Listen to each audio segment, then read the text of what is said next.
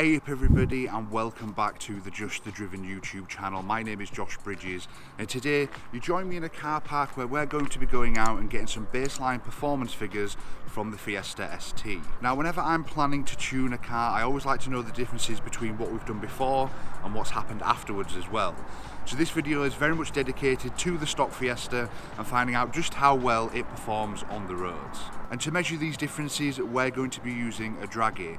So if you haven't seen a Dragy before, it's a little telemetry device that you plug into the car, you connect it to your phone via Bluetooth, and then you can measure all sorts of differences, 0 to 60, 60 to 100 miles an hour, and anything in between. You can quite literally make as many custom parameters as you want. Now I know that the Fiesta isn't a 100 to 200 kilometer per hour machine, so I'm going to be using some parameters that reflect real world driving. The first of which is going to be a 0 to 60 miles per hour sprint. Now I don't usually like doing 0 to 60 miles per hour, especially in cars that weren't designed to do it quick. The Fiesta ST is front wheel drive, it's not got a huge amount of power, and it's not really meant for getting from 0 to 60 exceptionally quick. But what it will do as we do get tuned is give us a good idea of what the power is down in the rev range and also going up to that red line as well. The second parameter that we're going to be testing is 20 to 70 miles an hour, and this tends to be the area where you'll find a lot of people do drive on a daily basis. So without further ado, I'm going to jump into the car and go over to the spot that I do these tests in. But before I do, if you do like this video, remember to like it, subscribe to our channel and keep up to date with what we're doing. And I'm just going to jump into the car because it is just a little bit cold. So we're in the car, and just before we head out to go do some of these Dragy times, there's a couple of things that are worth considering. First of all, the 0 to 60 time I'm not entirely confident with, and that's not because of my driving ability. The temperature's fine, the conditions are fine. However, on each corner of this car is a different tyre. We've got a Bridgestone over there, we've got a Pirelli over here, we've got a Falcon over there, and we've got something that I don't even know how to pronounce over in that corner. But don't worry, we will be getting that sorted, and I will do some more times with better tyres, just so you guys can see just how much tyres have an impact on times. And second of all, I'm not here to do the best times possible. I'm only maybe going to do 3 runs of each different parameter, just to make sure we've got enough data to get an average from. As the whole point of this video and the whole point of me doing this is to get a baseline so we can compare it moving forward. But as we get tuned, we may look at more times to see how we can improve them, but for this moment there's going to be 3 runs just to get a baseline. That's enough nattering from me. I'm going to go over to the Dragy spot and we'll get on with some accelerations. So we're at the Dragy spot, we've got Dragy loaded up, that screen is recording so you guys will be able to see what I can see. We've got traction control off, and all we need to do now is to wait for a time to be able to get out, to stop, get the Dragy to 0, and then we can start.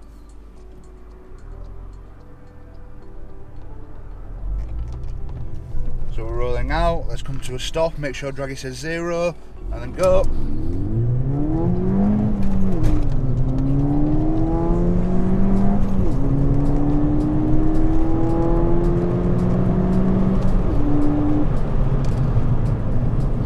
This is actually quite fun. You know, I've done this in the Golf R, I've done this in the M140i, and we were spinning a little bit there, and that's, as I say, due to the different tyres in each corner and the fact that we're going full throttle from a dig. But we'll pull over in just a second, we'll see just what them times came out to be. Okay, so I've just pulled over to have a look at the first times. We've got a 0 to 60 of 7.59 seconds, so we're about half a second off the pace compared to Ford's quoted time. We've got a 20 to 70 miles an hour of 7.55, so only 0.04 of a second difference between that and the 0 to 60. And then we've got a 30 to 60 mile an hour time of 4.41 seconds. So not too bad, we can definitely do better. That's the reason why I wanted to do 3 runs separately, simply because the first one is always going to be a bit of a bad run. But we'll try it with traction control on one time, we'll try it with traction control off again, and we'll see just what these times come out to be. So we're ready for the second run, we're at 0 miles per hour, traction control on this time. It's definitely kicking in.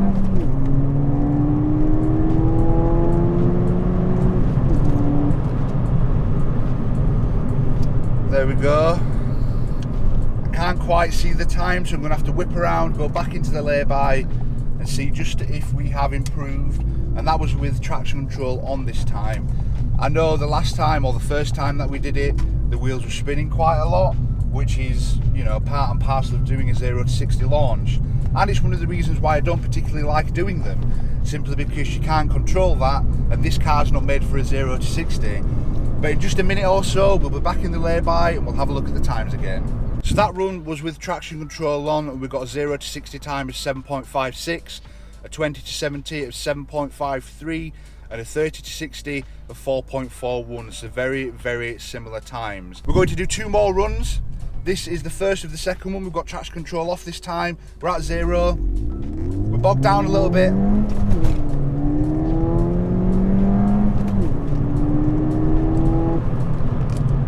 That one felt better. We bogged down right at the very start, but we didn't get any spin all the way up through first. We got a little chirp as we went into second, but other than that, I thought that was a pretty good run. But normally, when you think it's a pretty good run, Dragy likes to tell you otherwise. So again, we're just going to pull up, we'll do one more, and then we'll talk about the times and we'll see how we can improve them.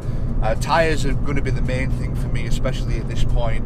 And the 0 to 60, I feel, although it will be improved when we do go stage 1, that initial set off is always going to be a little bit worse because you've got more power going through the front wheels. Okay, so just looking at some of the times here, that run was definitely better.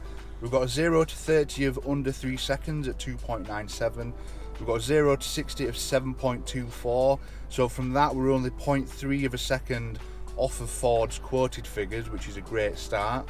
We've got 30 to 60 miles an hour of 4.28, which is a little bit lower, but we didn't get to 70, so we haven't got that as well. But what I'm noticing as a trend throughout doing these runs is that the 0 to 60 and the 20 to 70 is very, very similar. So we're just going to wait for a bit of a clear stretch of road to get out to do the last run, and then we'll go through all of the times, and hopefully we can improve them in the very near future. Okay, so ready for the last run. We'll see if we can get a bit of a spot to come out, and I think we've got one right here. So we're going to go out there, brake all the way to 0, and get ready. That's not a good one. We wheel span pretty much all the way through first.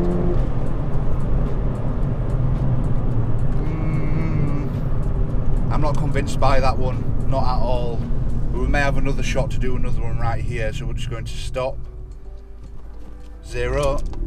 Bog down again.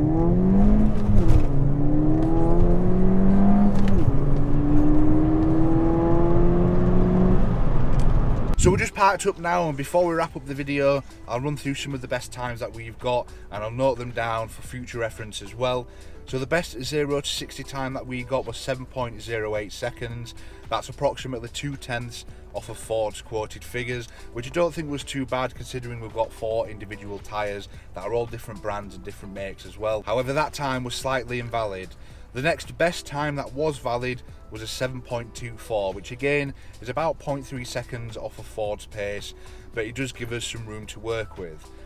Based on the other times that we've got, I'm going to say the average time is approximately 7.25 seconds, which isn't too bad, and it should give us some room for improvement. And in terms of the other times as well, so the best 20 to 70 miles an hour that we got was 6.95 seconds, again slightly invalid, and the next best one was 7.53. So if we work on a basis that was approximately, again, similar to the 0 to 60, so 7.25, somewhere in the middle, and it does give us a baseline to work from. I think all in all, I am quite impressed that I did manage to get fairly close to Ford's times, considering that we haven't owned a front wheel drive car for quite some time, and even when we did, I wasn't often doing launches or anything like that. But we're going to be getting tuned shortly, so stay tuned for that. Make sure you subscribe to keep up to date with all of the things that we do with our Mark 7. But thank you so much for watching, and I'll catch you in the next one.